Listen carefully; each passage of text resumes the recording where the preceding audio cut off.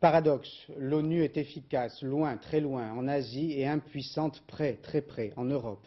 Des rumeurs font état de massacres de musulmans dans des camps serbes de Bosnie.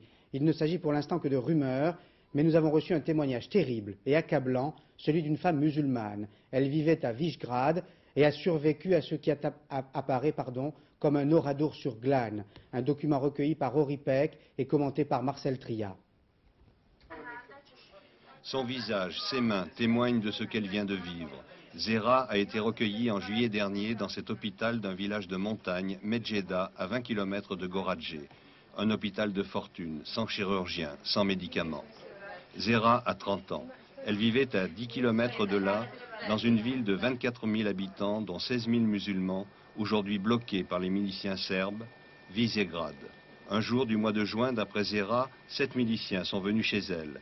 Les hommes avaient fui. Les Serbes ont emmené 5 femmes, 2 petits garçons, une fillette de 2 ans. Tous ont été conduits dans une grande maison voisine. J'étais la dernière à entrer dans la maison. J'ai levé les yeux, toutes les portes étaient bloquées par des meubles et des placards.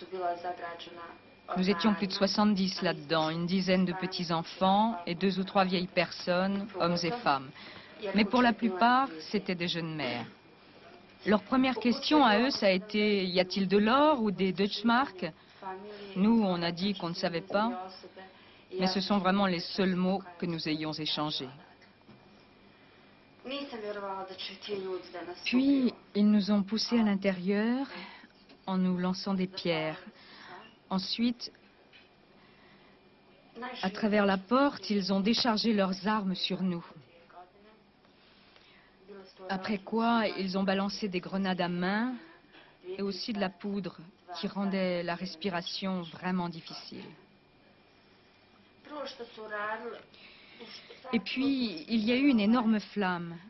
Et je ne comprends toujours pas, d'ailleurs, comment ça a pu arriver si vite.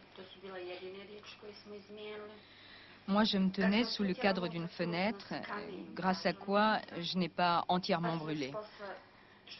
Je me demandais alors si je devais m'enfuir par cette issue ou tout simplement mourir près des miens. Parce que dans cette maison, il y avait ma mère, mes 2 sœurs, ma belle-sœur et tous les enfants. Au-dessus d'une porte de garage en fer qui bloque une fenêtre, il y a un espace de 60 cm environ. En se brûlant profondément les mains, Zehra parvient à se faufiler. Les soldats serbes la voient s'enfuir, mais ils ont épuisé toutes leurs munitions et elle réussit à leur échapper. Zehra affirme bien connaître le chef du commando serbe responsable du massacre. Il s'appelle Milan Lukic.